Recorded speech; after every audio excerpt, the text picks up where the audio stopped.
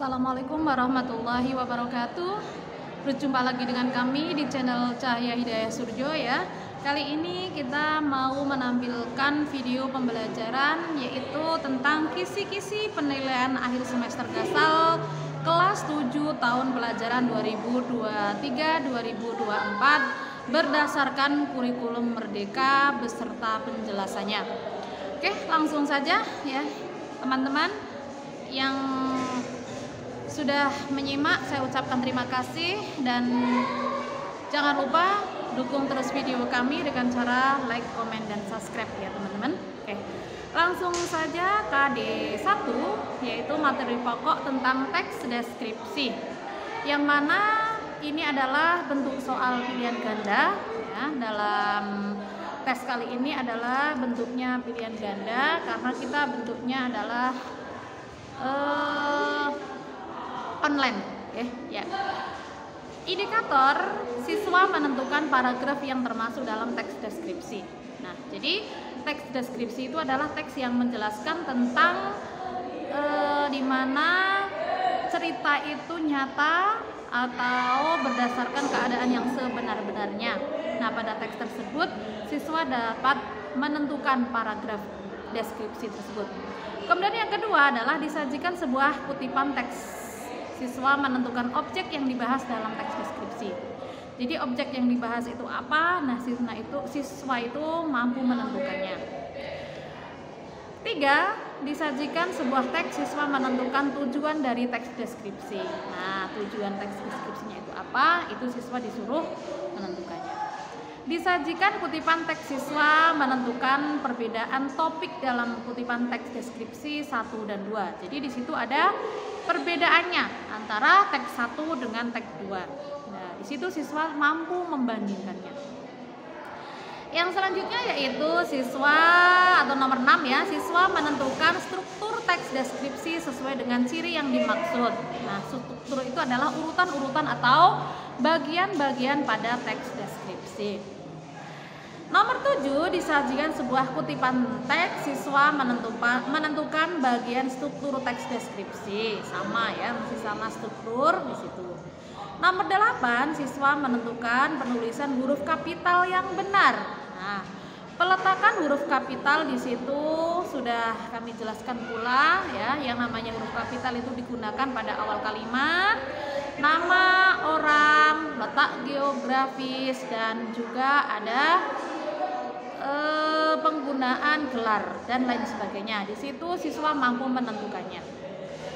Nomor 9, siswa menentukan penulisan kata depan yang benar. Nah, kata depan itu diawali dengan di, ke, dan dari, terus pada. Seperti itu ya. Oke. Nomor 10, siswa menentukan sinonim dari kata yang dimaksud.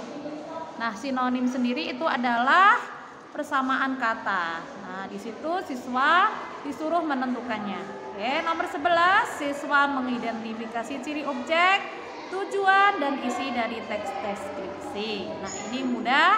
Yang penting siswa-siswa mampu membaca dengan baik dan jangan pernah melewatkan bacaan tersebut sehingga siswa mampu mengerjakan soalnya. Nomor 13, siswa menyelisik ragam bahasa dalam teks deskripsi. Ragam bahasa yang digunakan dalam teks deskripsi itu apa saja? Nah, itu digunakan dan dibuat. Oke.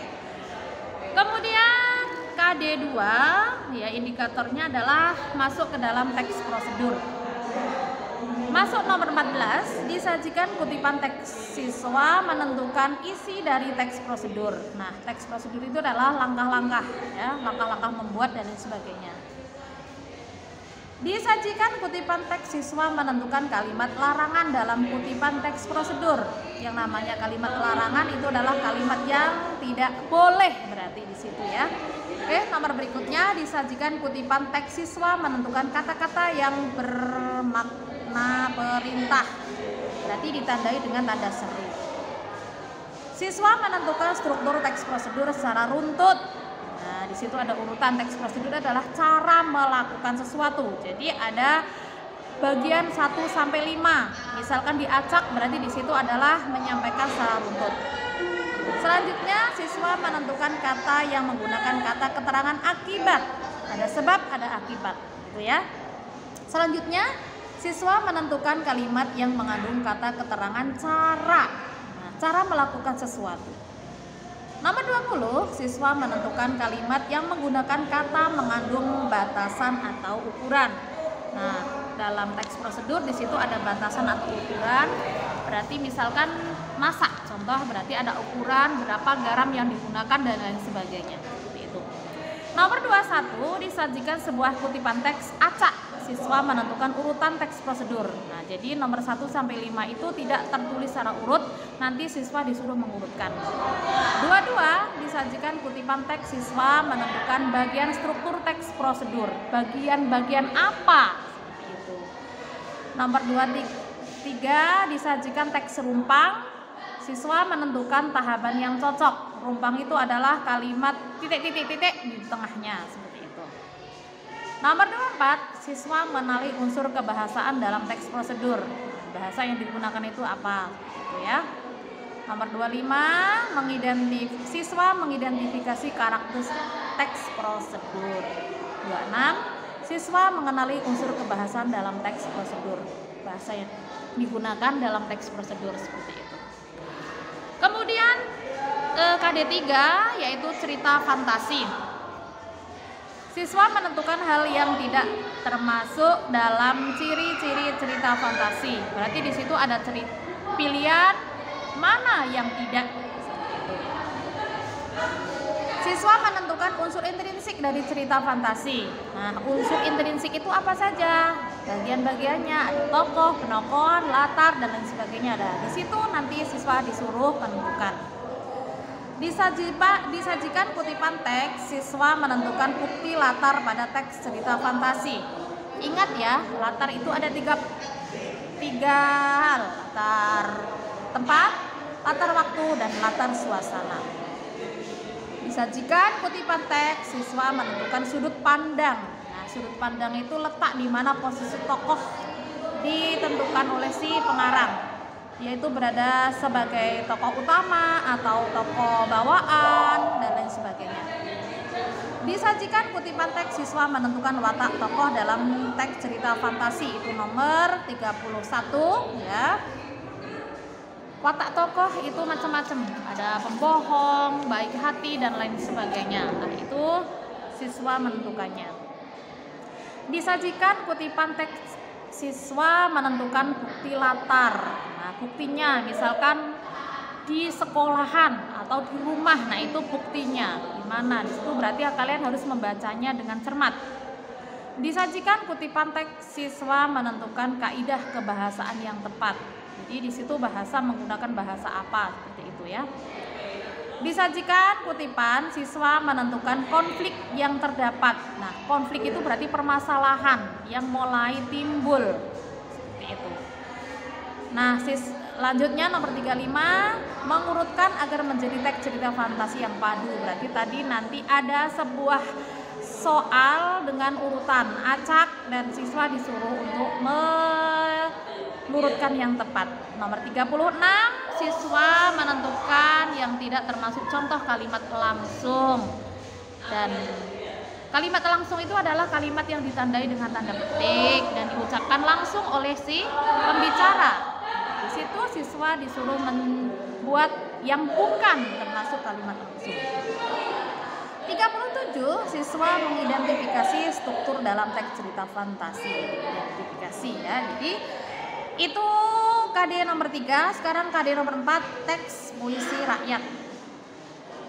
Siswa menentukan pernyataan yang tepat terhadap dua kutipan. Jadi ada perbedaan dua kutipan puisi rakyat nomor 38 ya.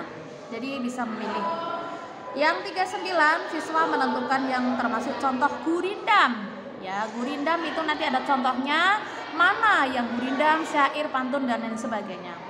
40, siswa menentukan larik isi pada pantun. Nah, pantun itu kan ada isi dan juga ada sampiran lah, mana yang isi. 41, siswa menentukan jenis teks puisi rakyat sesuai dengan ciri-ciri. Ciri-ciri puisi rakyat sudah disampaikan ya, jadi di situ nanti disebutkan. Nomor 42, 42, siswa menentukan ciri-ciri syair. Nah, ciri-ciri syair itu apa saja? Nah, itu nanti ditentukan. Siswa mengidentifikasi struktur cerita fantasi. Strukturnya ada pertama apa, kedua apa, tiga, dan lain sebagainya. Disajikan kutipan, siswa menentukan jumlah suku kata dalam larik pantun. Nah, suku kata itu adalah melakukan, itu contohnya ya. Oke. Disajikan siswa makna gurindam nomor 45 ya. Gurindam artinya apa, maknanya, maksudnya. Itu 47, siswa menentukan pantun menggunakan konjungsi syarat. Nah, itu nanti pantun di situ dibuat. Nomor 48, siswa mengidentifikasi bagian dari teks prosedur. Bagian-bagian teks prosedur itu apa saja? 49, siswa mengidentifikasi bagian teks prosedur. Nah, bagiannya di situ juga ditentukan. Dan nomor terakhir yaitu siswa mengidentifikasi bagian dari teks prosedur. Oke, demikianlah pembahasan dari kisi-kisi semester Gasal kelas 7 Bahasa Indonesia. Semoga bermanfaat ya, jangan lupa belajar, semoga ilmunya bermanfaat juga. Terima kasih. Wassalamualaikum warahmatullahi wabarakatuh.